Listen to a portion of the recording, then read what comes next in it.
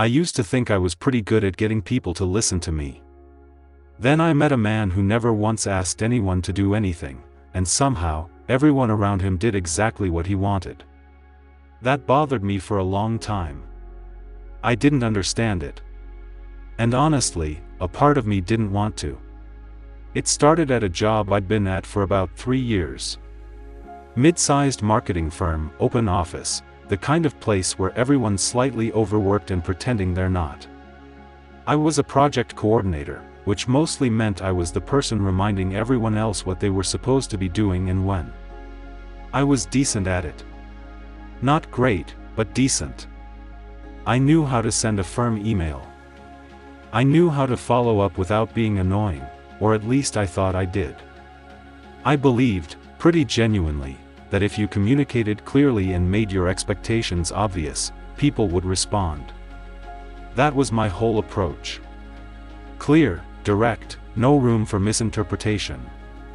And it worked. Mostly. Except when it didn't. Which, looking back, was more often than I liked to admit. There was this one designer on my team named Marcus.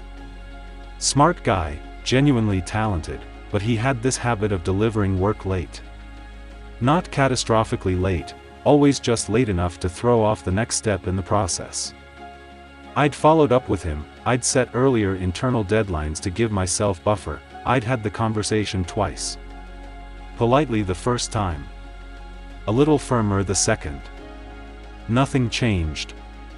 He'd apologize, seem genuinely sorry, and then do the same thing 2 weeks later.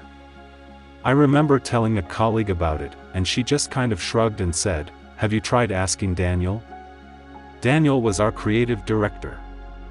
He'd been with the company for something like 12 years, which in a marketing firm might as well be a century. He wasn't loud. He wasn't the kind of manager who called big meetings or sent long emails.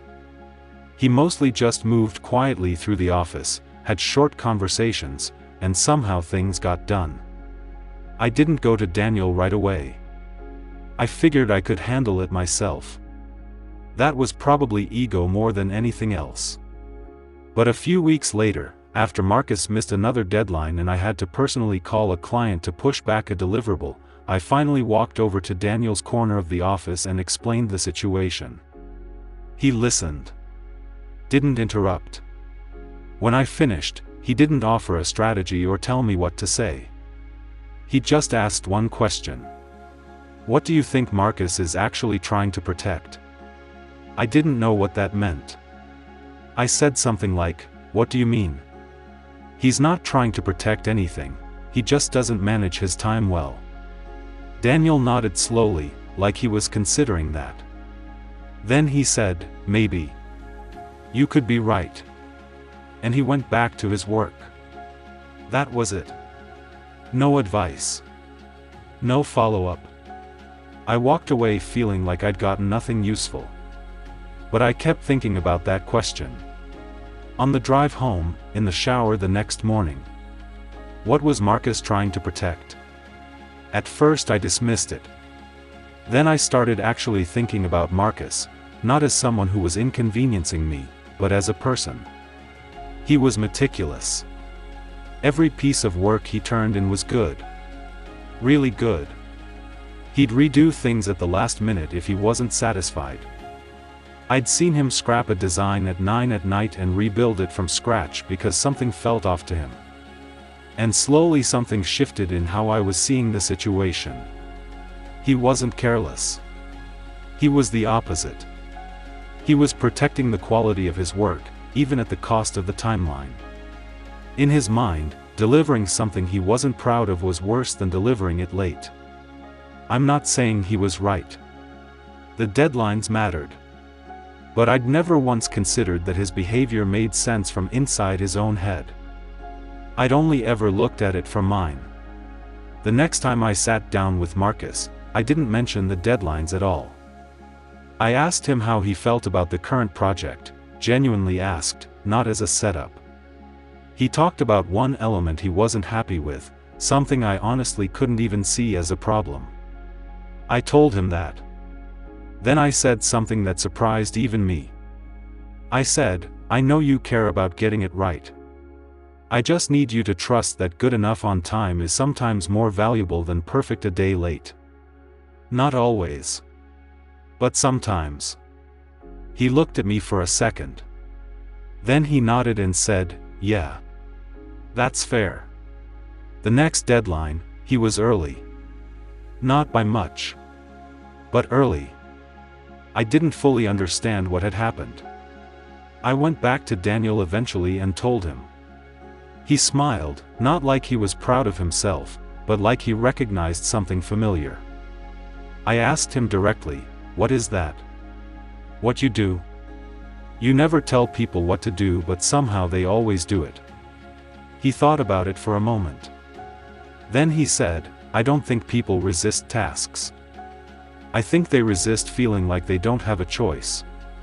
When someone feels understood, really understood, they stop defending themselves. And when they stop defending, they can actually hear you. He paused, then added, most people spend the whole conversation waiting to explain themselves. I just try to explain them to themselves first. I turned that over in my head for weeks. I thought about all the times I'd sent a follow-up email and gotten a defensive response. All the times I'd had a clear, logical conversation that went nowhere. I'd been so focused on being understood that I'd never thought about whether the other person felt understood. Those are different things. Very different. There's something strange that happens when someone actually gets you, when they name what you're feeling before you do, or when they acknowledge the thing you were bracing yourself to defend. The wall just comes down. Not because they manipulated you. Because you suddenly don't need the wall anymore. That's the part that messed with me a little. Because from the outside, it can look like a technique. And maybe sometimes people do use it that way, cynically, strategically. But when Daniel did it, there was nothing calculated about it. He was just genuinely curious about what was going on inside the other person. And that curiosity changed how people responded to him. I think that's the thing I'd been missing. I'd been treating communication like a problem to solve. Get the right words in the right order and the right outcome follows. But people aren't problems. They're not equations. They're carrying around their own logic, their own fears, their own reasons for doing what they do, and most of the time, those reasons make sense if you're willing to look. I started paying attention differently after that. Not just at work. With friends, with family.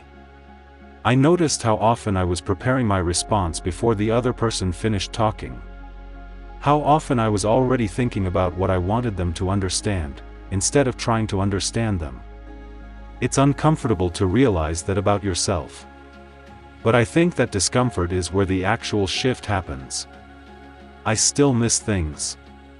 I still get frustrated and send the wrong email or have the conversation that goes in circles. But there's something I do now that I didn't do before. I try to find the logic in the other person's behavior before I respond to it. Not to agree with it. Not to let myself get walked over. Just to understand it enough to meet them somewhere real. And what I've found, more times than I expected, is that when people feel like you actually see their reasoning, they become surprisingly willing to reconsider it. I don't think that's reverse psychology, exactly. I think it's just a more honest form of paying attention. Daniel retired last year. Quiet send-off, the way he would have wanted. I shook his hand before he left and told him he'd changed something in the way I work. He said he was glad, but that I'd done the real part myself. I thought about that on the drive home. Maybe he was right.